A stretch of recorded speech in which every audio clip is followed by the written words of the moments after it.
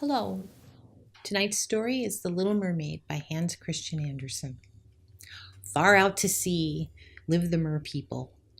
Deep, deep down is the castle of the Sea King, where he lives with his 6 beautiful daughters, and the most beautiful one of all is the youngest.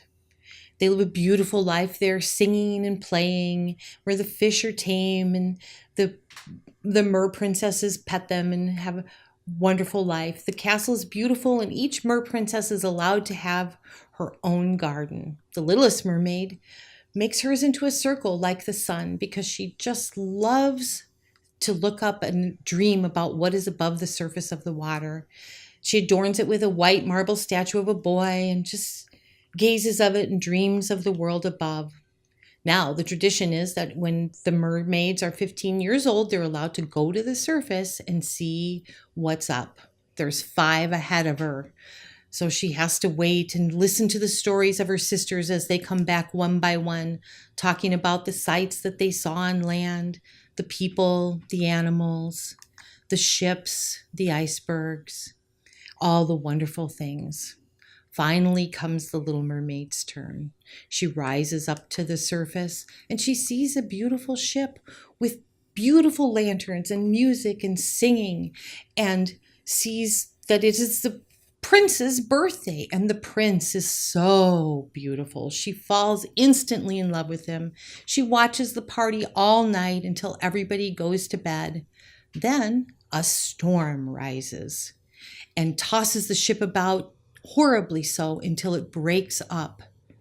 First, the little mermaid thinks, great, the prince is going to be down in the sea with me, but then realizes that that would make him die. And so she has to rescue him.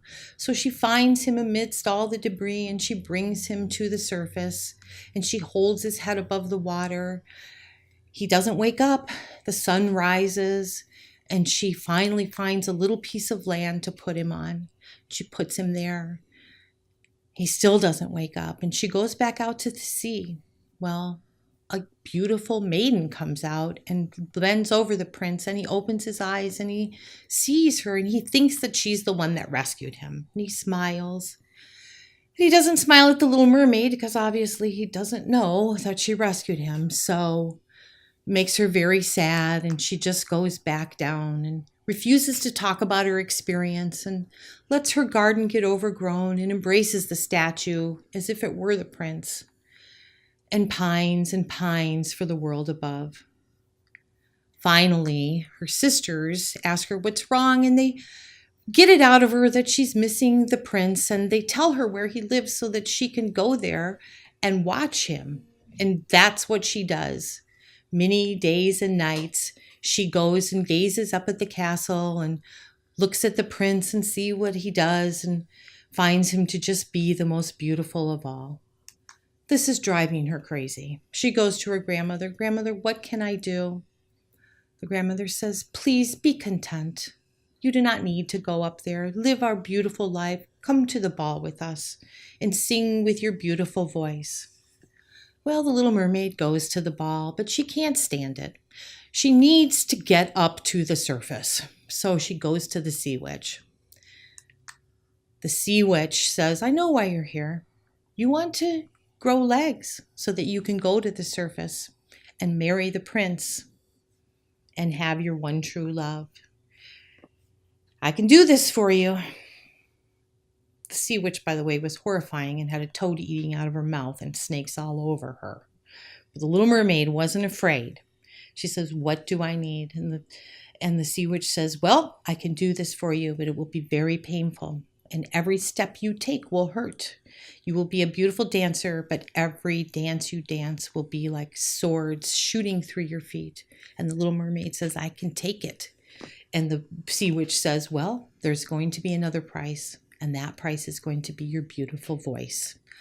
And the mermaid says, good enough. So she takes the draft from the sea witch and she goes to the surface and she drinks it.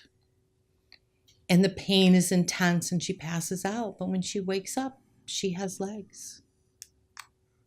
And then lo and behold, here comes the prince. And he takes her in and he loves her. And she's so beautiful and she dances so beautifully at court. Little do they know that she was the one that rescued him, and that what she has sacrificed for the prince, and how much it hurts her when she dances.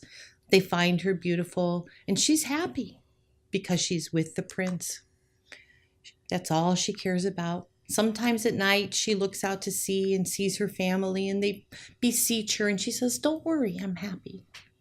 Until one day she finds out that the prince is going to be married. Now, the prince doesn't want to be married because he only wants to marry the one who rescued him. So she still feels like she has a chance. They travel to the town to meet the princess, his future bride. And it's the one who he thinks rescued him. Well, this couldn't be any worse. The little mermaid despairs, but she can't do anything about it, and she can't say anything. So she joins in with the festivities, and she laughs and she dances, even though she knows when the sun rises tomorrow she will die, because since she did not win the love of the prince, that is the condition. She will die. After the end of the party, she goes out on the deck of the ship, waiting for the sun to rise. And all of a sudden, her sisters show up without their hair. And they say, "Oh, little mermaid, little sister, there's still a chance. We have traded our hair to the sea witch for this sharp knife. Plunge it into the prince's heart, and if his blood drips on your feet, it will turn back into a tail, and you can join us and live with us for the rest of your natural mermaid life, the way you were supposed to."